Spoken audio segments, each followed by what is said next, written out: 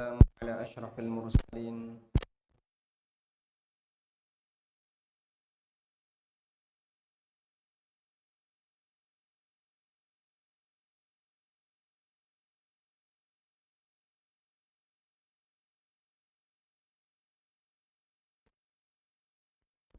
ومن تبعهم بإحسان إلى يوم الدين. Alhamdulillah, puji syukur kita haturkan kehadirat Allah Subhanahu wa taala di kesempatan malam hari ini di Masjid Baitur Rahman, Kelidon. Kembali kita melanjutkan kajian rutin dengan membaca buku Umur yang kedua. Dan insyaallah kita akan melengkapi kajian kita dengan membahas tentang ribat di era milenial. Ribat itu apa sih, Pak? Menjaga daerah perbatasan agar tidak dirusak oleh musuh. Karena kalau daerah perbatasan sudah diserang oleh musuh, maka akan mudah untuk merusak bagian yang dalam. Sehingga penguatan yang dilakukan bagi orang yang punya wilayah adalah bagaimana caranya agar wilayahnya ini dalam posisi aman. Kalau seluruh bagian border ini dalam posisi aman, maka nanti bagian tengah akan dalam keadaan aman. Sehingga yang menentukan kedaulatan negara adalah ketika di daerah perbatasan dalam keadaan aman. Musuh mungkin tidak akan berani ketika dia menyerang istana, tapi dia menyerang bagian pinggir. Dan kita bisa lihat dalam kenyataan sejarah di negara kita, rata-rata mereka yang merongrong NKRI itu menyerang di pinggir. Misalnya RMS yang ada di mana? Daerah Maluku. Lalu sampai sekarang ada OPM yang ada di daerah Papua. Kemudian dulu ada GAM yang ada di daerah Aceh, dan seterusnya. Rata-rata di pinggir, yang jauh dari pusat. Nah, kita dalam beragama juga diajarkan ribat. Apabila ada sebuah wilayah kaum muslimin, yang itu dihuni oleh kaum muslimin dan dipimpin oleh kaum muslimin, maka yang berjaga di daerah perbatasan ini disebut sedang ribat. Nabi SAW memberikan motivasi dan keutamaan yang besar bagi mereka yang melakukan ribat. Sebagaimana disebutkan dalam hadis dari Salman Al-Farisi radhiyallahu anhu, Rasulullah sallallahu alaihi wasallam pernah bersabda, "Ribatu yaumin wa lailah khairun min siyami syahrin wa qiyamihi." Berjaga di daerah perbatasan sehari semalam itu lebih baik daripada berpuasa dan tahajud selama sebulan. Wa in mata jara alaihi amaluhu alladhi kana ya'maluhu wa ujriya alaihi rizquhu wa aminal fattan. Andaikan dia mati di daerah perbatasan karena diserang oleh musuh atau karena faktor yang lain, maka amalnya akan terus mengalir. Dan ini salah satu di antara orang yang amalnya diabadikan oleh Allah Subhanahu wa taala. Pahalanya akan terus mengalir walaupun orangnya sudah mati. Alladzi kana ya'maluhu, sesuai dengan apa yang dia kerjakan. Wa ujriya alaihi rizquhu, demikian pula rizkinya akan terus mengalir. Bentuk rizkinya akan terus mengalir adalah ketika dia berada di alam barzah. Inda rabbihim yurzaqun, mereka diberi rizki oleh Allah Subhanahu wa taala di sisinya. Wa aminal fattan, dan dia aman dari fitnah. Yang dimaksud adalah aman ketika ditanya oleh malaikat yang bertanya di alam kubur, malaikat Mungkar dan Nakir. Ini keutamaan bagi mereka yang berjaga di daerah perbatasan. Kita mungkin tidak punya amal seperti ini, karena Jogja ada di tengah, bukan berada di perbatasan. Perbatasan selatan, Pak. Segoro Kidul. Insya Allah tidak ada ancaman dari selatan. Kita berada di daerah yang insya Allah aman. Dalam arti kita tidak melakukan jihad fisik sebagaimana yang digambarkan dalam hadis ini. Namun jamaah, yang dijaga oleh agama itu tidak hanya wilayah. Termasuk yang dijaga adalah akidah, agama, dan pemahaman di masyarakat. Ada ancaman yang lebih serius dibandingkan sebatas ancaman wilayah. Ancaman apa itu? Ancaman yang menyerang akidah manusia. Ancaman yang menyerang agama masyarakat. Ancaman yang mengajak orang untuk melakukan pendangkalan ideologi. Ancaman-ancaman ini bisa jadi lebih berbahaya karena bisa menyebabkan orang itu murtad, keluar dari Islam tanpa sadar. Secara materi mungkin utuh, tapi akidahnya yang berubah. Dan iblis lebih merasa bahagia ketika ada hamba Allah yang akidahnya rusak, walaupun bisa jadi dia punya banyak materi. Karena itu Bapak Ibu yang dimuliakan Allah, dalam hadis yang sahih tentang masalah Dajjal, Nabi SAW bercerita, ada orang yang dia ditangkap oleh pengikutnya Dajjal. Saat ditangkap, maka yang satu mau membunuh, tapi ditahan sama temannya. Jangan kau bunuh. Bukankah Tuhan kita, yaitu Dajjal, melarang kita untuk membunuh siapapun kecuali di hadapannya. Sehingga Dajjal itu tidak melakukan pembantaian sebagaimana dilakukan oleh orang Yahudi. Israel mereka membabi buta, membantai kaum muslimin, membantai orang-orang yang berada di Palestina. Sasarannya adalah untuk menghilangkan generasi. Genosida, itulah yang dilakukan oleh musuh-musuh Islam zaman sekarang. Seperti misalnya praktek genosida yang ada di Myanmar, orang-orang Burma kalau nggak mati harus diusir keluar dari Burma, menghilangkan generasi.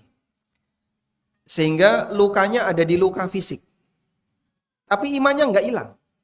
Orang Palestina yang mati mukmin, dan insya Allah masuk surga, karena mereka mati dalam kondisi Muslim.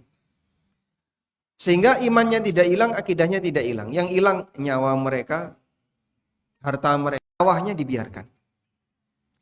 Nabi SAW menyebutkan, pada waktu Dajjal berikut bala tentaranya mendatangi satu kaum. Lalu dia mengajak kaum itu untuk mengikutinya. Lalu kaum tadi mau mengikutinya. Akhirnya oleh Dajjal, dia perintahkan agar bumi menumbuhkan tanaman dan langit menurunkan hujan, sehingga masyarakat di kaum ini hidup sejahtera, melimpah hartanya, pangan melimpah dan seterusnya, hidup sejahtera. Lalu Dajjal mendatangi kaum yang lain. Kemudian kaum ini diperintahkan untuk mengikutinya, tapi mereka tidak mau, dan mereka tetap beriman kepada Allah Subhanahu wa taala. Akhirnya Dajjal memerintahkan anikhruzu kunu zaki, keluarkan semua perbendaraan harta kalian. Perbendaraan di tempat itu ngikuti Dajjal. Nabi SAW menggambarkan seperti lebah ratu yang diikuti oleh kawanannya. Sehingga harta-harta itu keluar semuanya ngikuti Dajjal. Akhirnya mereka hidup dalam kondisi penuh dengan kemiskinan, pangan susah, semuanya serba terbatas, tapi nyawanya selamat. Sehingga Dajjal tidak membunuh. Apa yang diinginkan oleh Dajjal? Hilangnya iman. Itulah yang saya maksud tadi ya. Terkadang ada serangan yang lebih berbahaya dibandingkan serangan fisik. Itulah serangan akidah. Itulah serangan ideologi. Serangan yang menyebabkan orang hilang akidahnya. Rasulullah SAW mengingatkan hal ini dalam sabda beliau. Badiru bil a'malis salihati fitanan. Bersegeralah untuk melakukan amal saleh, karena nanti akan muncul banyak fitnah. Ujian yang bisa menurunkan kualitas iman seorang hamba. Lalu Nabi SAW menyebutkan, yusbihur rajulu mu'minan wa yumsi kafiran. Ada orang yang pagi hari mukmin, sore jadi kafir. Wa yumsir rajulu mu'minan wa yusbihu kafiran. Ada orang yang sore hari masih muslim, paginya sudah kafir. Yabi'u dinahu bi'aradin minad dunya, dia menjual agamanya, menukar Islam imannya dengan kekufuran dalam rangka untuk mendapatkan kenikmatan dunia. Baik. Oleh karena itu, berjaga di bagian ini nilainya besar. Bagaimana kita menjaga diri kita, anggota keluarga kita, termasuk masyarakat kita dari serangan orang yang ingin merusak akidah kaum muslimin. Menjaga masyarakat dari serangan yang ingin merusak akidah kaum muslimin. Itulah yang kita maksud ribat di masa milenial. Baik, bagi Anda yang punya buku, coba dibuka di halaman 62. Atau di halaman 61 bagian bawah. Ribat di zaman milenial. Di masa ketika masyarakat tidak lagi berperang, bukan berarti ancaman terhadap dakwah Islam menjadi hilang. Ancaman tetap berlanjut, hanya saja bentuknya bukan senjata maupun pasukan. Namun bentuknya adalah serangan pemikiran. Dan Masya Allah, serangan pemikiran itu demikian kuat, terutama yang dilakukan oleh orang-orang liberal. Sehingga ajakan untuk memahami semua agama ini sama, model salam lintas agama, ada fikih lintas agama, PLA ya, fikih lintas agama. Kita kan sudah biasa ya, fikih lintas madhab. Ada fikih lintas agama. Gimana sih cara berdoa yang meramu semua bentuk doa? Jadi cara doa orang Islam tuh kayak gini. Kalau orang Nasrani seperti ini, kalau orang Buddha seperti ini, orang Hindu seperti ini. Terus diramu. Ramuan itu jadi cara doa baru. Fikih lintas agama. Dan mungkin sekitar tahun awal-awal 2000-an ada pondok pesantren yang mengembangkan fikih lintas agama. Baik. Itulah yang kita maksud serangannya pada serangan apa, Pak? Pemikiran. Mereka tidak menggunakan senjata atau pasukan. Mereka bentuknya bukan serangan yang mengancam keselamatan nyawa, tapi yang diserang adalah keselamatan akidah dan keyakinan. Karena itu para ulama yang mengajarkan hukum syariat kepada masyarakat, menjelaskan batasan mana halal, mana yang haram, meluruskan pemahaman yang menyimpang, serta menjaga ideologi yang tersebar di kalangan umat, ideologi Islam, agar tidak terkontaminasi dengan aneka penyimpangan pemikiran. Hakikat dari tindakan semacam ini adalah ribat di era milenial. Sehingga dia jelaskan kepada masyarakat gimana akidah yang lurus. Dia jelaskan kepada masyarakat bagaimana pemahaman yang benar. Karena kalau pemikiran menyimpang itu dibiarkan, nanti akan jadi racun yang dia bisa menyusup ke semua lapisan masyarakat. Dan itu proyek jamaah. Itu proyek. Ada salah satu guru kami, beliau alumni Mesir. Beliau ini punya seorang teman yang kuliah di Mesir. Tapi guru kami Mesir kemudian pindah ke Madinah. Punya teman yang kuliah sampai lulus di Mesir. Jadi ini teman yang kuliah di Mesir ini sempat belajar kepada tokoh liberal di Mesir. Saya dulu sempat membaca sebagian dari sinopsis pemikirannya. Mungkin Bapak Ibu kenal ya, namanya Hasan Hanafi. Terkenal sekali di dunia orang liberal. Zaman saya SMA ada buku judulnya Pemikiran Hasan Hanafi, dan saya sempat membaca buku itu. Hasan Hanafi ini liberalnya Mesir. Dia terpengaruh dengan Hasan Hanafi, akhirnya jadi tokoh liberal di Indonesia. Dia dapat proyek untuk nulis yang isinya mengkritisi agama Islam. Pokoknya gimana caranya agar Islam itu dikritik.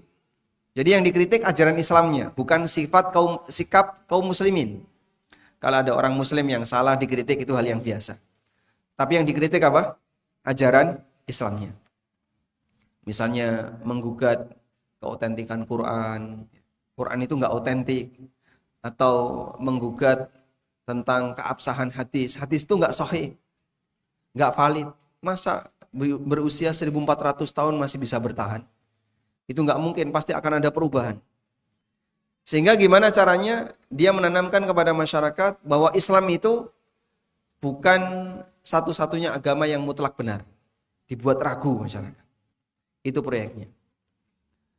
Akhirnya diingatkan sama guru kami yang lulusan Madinah, karena dulu satu pondok. Kamu kenapa nulis seperti itu?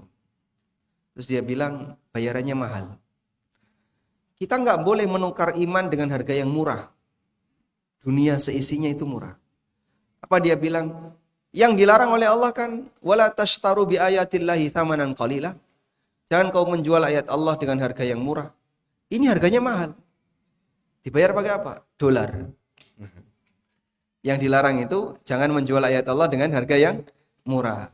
Ini dijual dengan harga mahal. Bayarannya apa? Dolar. Dan tulisan itu makin viral, makin besar harganya. Sehingga memang proyek orientalis untuk mengacaukan akidah masyarakat daerah timur, caranya adalah dengan menggunakan corong-corong orang liberal. Gimana caranya biar dia bisa viral, kemudian bikin onar di masyarakat, dan seterusnya. Dan itu harganya mahal. Itu harganya mahal. Baik. Ada, mungkin Bapak Ibu kenal Pak Hartono Ahmad Jais. Kenal? Nama itu kenal ya? Itu kan beliau yang sering membantah orang-orang liberal dan beliau punya banyak buku isinya bantahan-bantahan untuk orang liberal. Saya dapat cerita bahwa ada seorang liberal yang nulis kemudian diterbitkan di media massa. Lalu orang liberal ini meminta kepada Pak Hartono, menghubungi Pak Hartono. Pak Hartono, tolong bantah buku saya, tolong bantah tulisan saya. Saya nulis di koran ini, di kolom ini itu ada tulisan saya. Tolong Bapak bantah. Lah kenapa saya harus bantah? Biar makin viral. Karena kalau makin viral, harganya makin mahal. Jadi memang ini sudah menjadi proyek. Bagaimana caranya agar masyarakat itu dijauhkan dari agama. Dengan cara dibuat mereka meragukan terhadap kebenaran agama. Padahal kaum muslimin dari kecil sampai dewasa, mereka itu punya satu doktrin. Al-Quran dan Sunnah itu terjaga. Maksum. Dan valid. Tidak ada yang diragukan. Karena kita yakin, hudan lil muttaqin la raiba fi. Dzalikal kitabu la raiba fihi hudan lil muttaqin. Itu adalah kitab yang tidak ada keraguan di dalamnya. Sebagai petunjuk bagi orang yang bertakwa. Terlepas apakah mereka paham isinya atau tidak. Tapi kita semuanya punya doktrin Islam itu agama maksum yang tidak ada salahnya. Nah mereka mau merusak doktrin ini. Ketika orang Nasrani sudah berhasil digoyahkan, agama-agama yang lain sudah berhasil digoyahkan, sasaran berikutnya adalah agama Islam. Maka Bapak Ibu bisa lihat ya, berkembangnya ajaran Nasrani itu kan bermula dari Eropa. Kemudian menyebar di masa perang-perang dunia yang kita kenal. Mereka memiliki 3 tujuan besar. Salah satunya adalah gospel. Untuk menyebarkan agama Eropa ke dataran-dataran yang lain. Baik, hingga akhirnya agama ini menyebar di mana-mana. Tapi kenyataannya agama ini yang paling banyak meninggalkannya siapa? Orang Eropa sendiri. Karena program untuk mendangkalkan agama di masyarakat berhasil. Sehingga banyak orang yang kemudian yang dulunya generasi awalnya adalah Nasrani, anak-anaknya mulai ateis. Dia nggak seneng dengan agamanya. Sampai gimana caranya agar gereja itu bisa menarik massa. Sehingga gereja selalu sepi. Mungkin cerita seperti ini sudah ma'ruf ya Bapak Ibu dengar. di mana gereja-gereja di Eropa, gereja di Australia, gereja di Amerika ditinggal oleh jamaahnya, sepi dengan jamaah. Karena program yang dilakukan oleh orang-orang anti agama itu berhasil. Nah, berikutnya yang mau jadi sasaran adalah Islam. Gimana caranya agar Islam itu dibuat jauh dari kaum muslimin? Sehingga dilakukanlah pendangkalan-pendangkalan akidah seperti yang tadi kita saksikan. Maka jamaah salah satu di antara caranya adalah menggunakan atas nama nasionalisme untuk menggeser peran agama. Sehingga dengan atas nama nasionalisme mereka ingin agama itu dibuat sama. Nah, itu yang tidak bisa kita terima. Nasionalisme dalam arti mencintai negara dimiliki oleh seluruh masyarakat. Saya mencintai negara saya, Bapak Ibu juga mencintai negara Bapak Ibu, semuanya kita semua cinta Indonesia. Disinilah tempat tanah air kita dilahirkan. Sudah? Namun bukan berarti dengan adanya nasionalisme terus kita menyamakan semua agama. Dan ini nggak ada hubungannya. Karena ideologi biarkan masing-masing orang mengembangkan sesuai dengan keyakinannya. Si A punya keyakinan, si B punya keyakinan. Sehingga nggak boleh dicampur adukkan. Kita saja menyadari orang Yahudi tidak akan mau melakukan ibadah dengan cara Islam. Karena dia tahu ini berbeda dengan agamanya. Bahkan mereka menganggap bahasanya agama mereka yang paling tinggi tingkatannya. Makanya banyak sekali ayat dalam Al-Quran yang menyebutkan bagaimana rasismenya orang Yahudi bukan cuma rasis dalam urusan dunia, tapi rasis akhirat. Kalau rasis dunia itu kan banyak ya. Seperti misalnya ajarannya Hitler, orang Jerman itu terbaik. Itu rasis dunia. Orang Yahudi itu tidak cuma rasis dunia, tapi rasis akhirat. Merasa yang paling berhak dapat surga, selain Yahudi nyemplung neraka semuanya.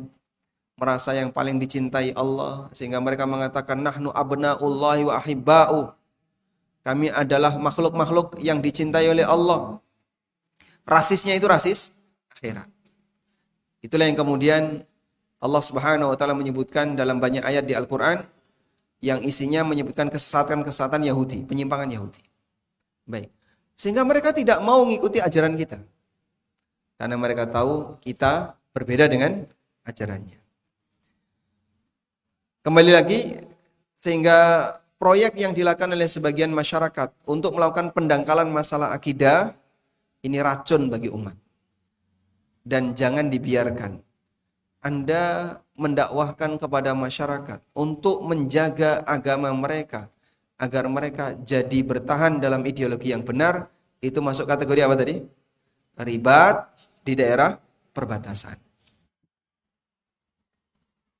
Bisa jadi para ulama menjadi sasaran serangan setiap orang yang tidak suka kepadanya. Mereka rela berkorban kehormatan. Sehingga para ulama rela berkorban kehormatan untuk menjaga kelestarian agama di masyarakat. Menyampaikan kebenaran yang bertolak belakang dengan apa yang diyakini oleh masyarakat, siap-siap dikasih komentar jahat di YouTube. Sehingga sudah jadi konsumsi sehari-hari kalau ada sebuah pernyataan yang itu adalah akidah Ahlussunnah atau akidah Islam, tapi bertentangan dengan apa yang diyakini oleh masyarakat, siap-siap apa? Dikasih banyak komentar di YouTube. Sehingga kalau saya misalnya berbicara tentang masalah praktek ngalap berkah yang salah di kuburan. Karena ngalap berkah ada yang benar, ada yang salah. Kalau saya bicara tentang itu Pak misalnya. Ini kan tujuannya dalam rangka apa? Menjaga akidah masyarakat agar mereka tidak terperosok dalam perbuatan kesyirikan. Ada praktek ngalap berkah di kuburan yang itu sampai pada tingkatan kesyirikan. Kita jelaskan bentuknya seperti ini, seperti ini, seperti ini. Bagi yang nggak terima, siap-siap Anda harus berkorban kehormatan. Kadang teman-teman ya, Bapak Ibu misalnya, saya nggak bisa menyampaikan materi Pak Ustadz karena keterbatasan saya. Baik, Anda punya kemampuan apa? Saya punya banyak grup WA. Grup WA di kampung, grup WA takmir masjid, grup WA alumni sekolah, grup WA di sini dan seterusnya. Bisa nggak Anda sebarkan materi tentang masalah agama di situ? Bisa. Cuman setiap kali saya nyebar, oh Masya Allah, komentarnya nggak karuan. Pedes semuanya. Ya Anda pilihannya mendiamkan mereka bertahan dalam pemahaman yang salah, atau memberi masukan kepada mereka melalui video yang semoga mungkin ada 1-2 orang yang sadar, sehingga Anda bisa menyelamatkan 1-2 orang, tapi beresiko kehormatannya dijatuhkan sama orang lain, jadi korban. Dihina, dicela, dan seterusnya.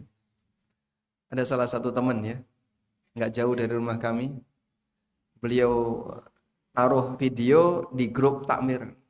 Ketua takmirnya langsung komen, ojo rumongso pinter, tapi pinter rumongso.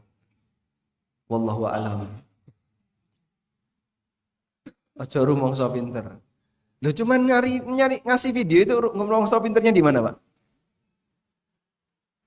Tapi beliau merasa, ya inilah konsekuensi. Namanya orang berdakwah pasti akan menjadi sasaran diserang oleh orang lain. Dan itu sudah menjadi resiko kami. Maka Bapak Ibu yang kami hormati, para asatidzah yang mereka menyampaikan materi-materi tentang akidah Ahlus Sunnah, materi tentang masalah ibadah yang itu bertentangan dengan apa yang dipahami oleh masyarakat, mereka sebenarnya sudah punya kesiapan.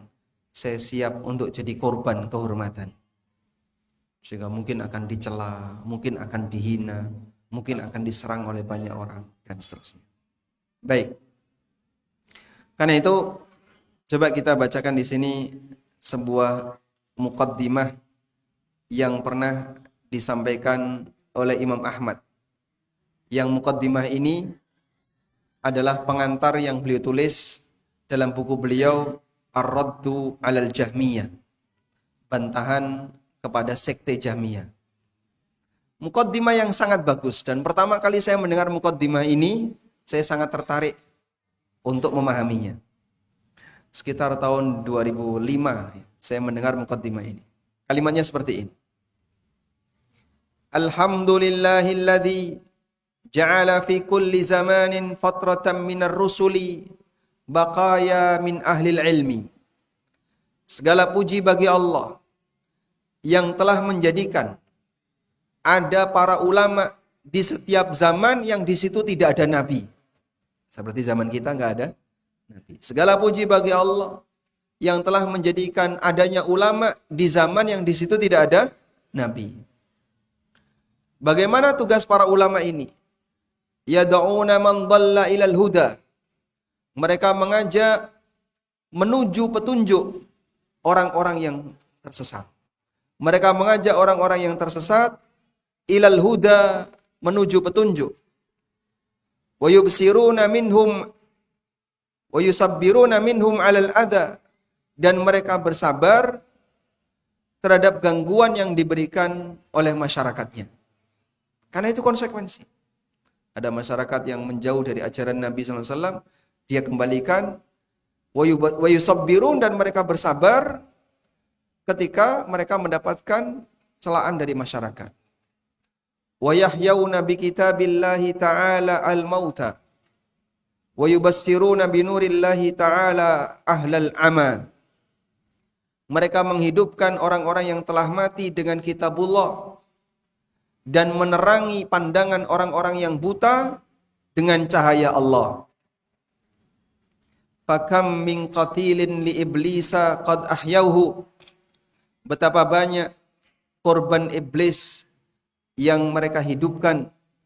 Wa kam min dhalin ta'ihin qad hadauhu. Dan betapa banyak orang yang kebingungan telah mereka berikan petunjuk. Bagian akhir kita baca setelah adzan Isya. Wassallallahu ala nabiyyina Muhammadin wa ala alihi wa sahbihi wasallam.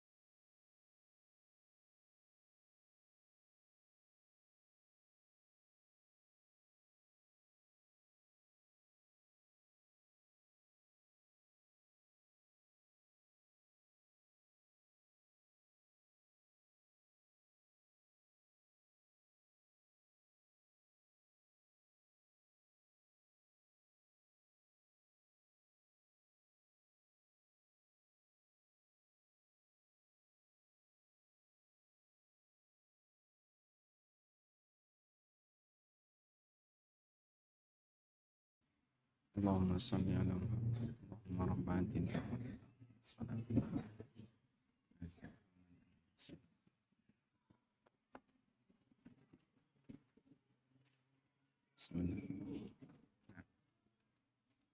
Alhamdulillah wassalatu wassalamu ala Rasulillah wa ala alihi wa sahbihi wa mawala.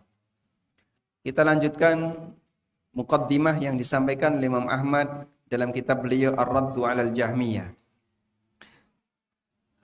Beliau menyampaikan seperti apa tugas para ulama. Kata beliau, wa yahyauna bi kitabillahi ta'ala al-mauta. Mereka menghidupkan orang-orang yang telah mati dengan kitabullah. Maksudnya orang yang mati hatinya. Sehingga yang enggak pernah tersentuh dengan masjid, yang tidak pernah tersentuh dengan ketaatan, dengan dakwahnya para ulama, mereka mau kembali untuk ke masjid.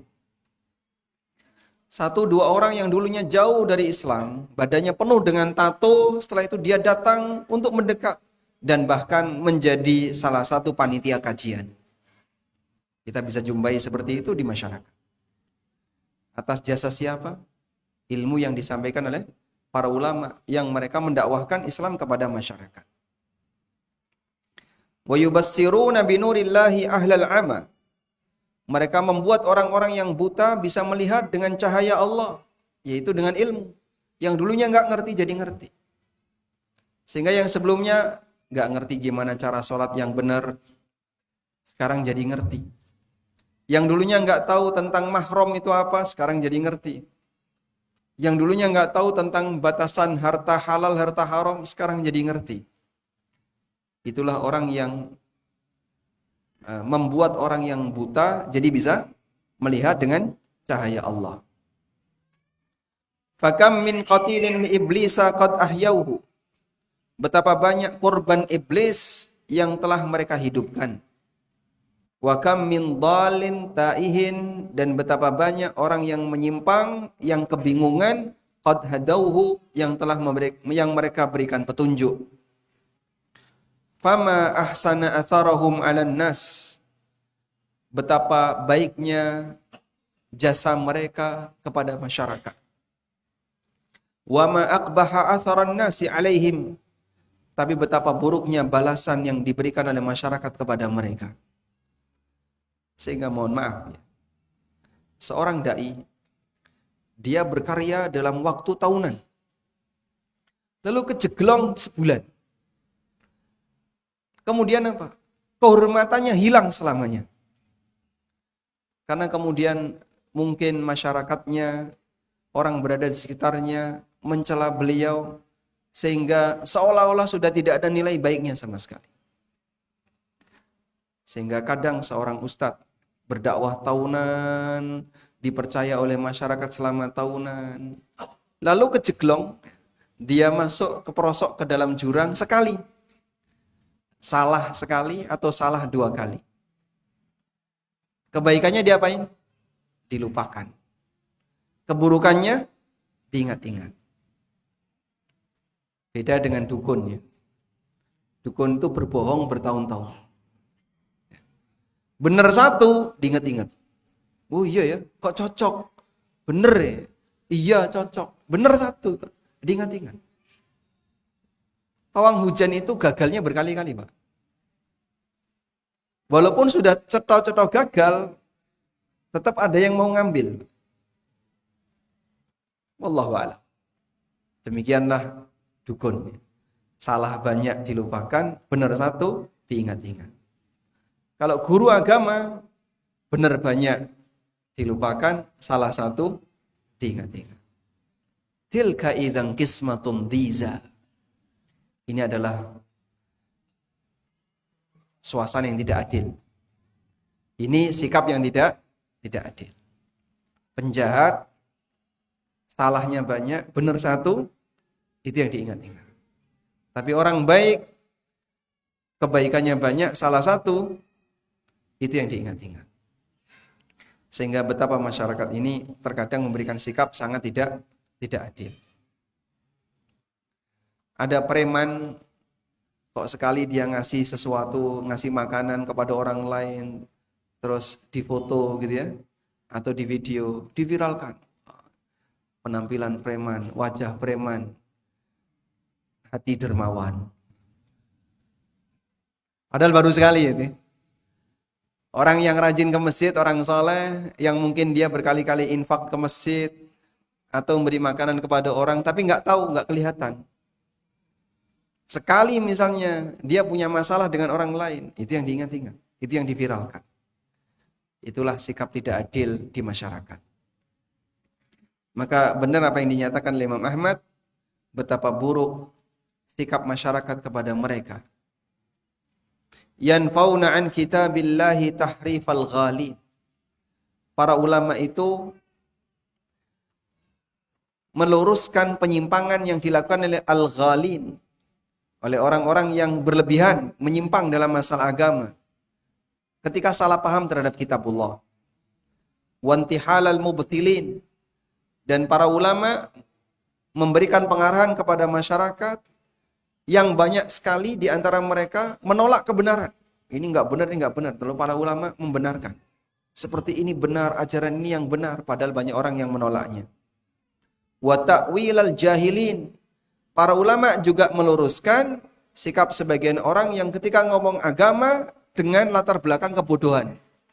Misalnya artis bicara agama, lalu dia tafsirkan Al-Quran, baca terjemahan, terus dia tafsirkan ngalor ngidul gak karuan. Demikianlah jasa besar yang mereka berikan kepada masyarakat, dan pengorbanannya adalah kehormatan. Mungkin kalau sekarang bukan pengorbanan fisik, tapi pengorbanan kehormatan.